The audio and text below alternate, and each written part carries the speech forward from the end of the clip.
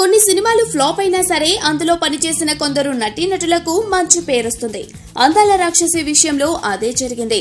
ఆ సినిమా ఆడకపోయినా ప్రధాన పాత్రలు చేసిన ముగ్గురికి చాలా మంచి పేరొచ్చింది. ముఖ్యంగా లావణ్య త్రిపాఠి అయితే ఈ సినిమాతో కుర్రాళ్ల గుండెల్లో తిష్ట వేసుకు కూర్చుంది. ప్రత్యేకమైన అందం, నటనతో ఆమె వేసిన ముద్ర అలాంటిది కాదు. ఈ సినిమా తర్వాత ఆమె కెరీర్ ఊపందుకోవడానికి కొంచెం టైం పట్టింది, కానీ ఏడాది నుంచి యమా స్పీడ్ మీద ఉంది లావణ్య. భలే భలే మగాడివోయ్, సోగ్గాడే చిన్ని నాయనా లాంటి బ్లాక్ పోస్టర్లు ఖాతాలో వేసుకున్న లావణ్య లేటెస్ట్ గా శ్రీరస్తు శుభమస్తుతో మరో హిట్ ఖాతాలో వేసుకోవడమే కాదు, తన అందం, అభినయంతో మెప్పించింది. ఈ సినిమా విషయంలో స్టార్ హీరో అల్లు అర్జున్ లావణ్య త్రిపాఠికి భలే కాంప్లిమెంట్ ఇచ్చాడు. మామూలుగా బన్నీ భార్య స్నేహకు ఏ హీరోయిన్ కూడా నచ్చదట.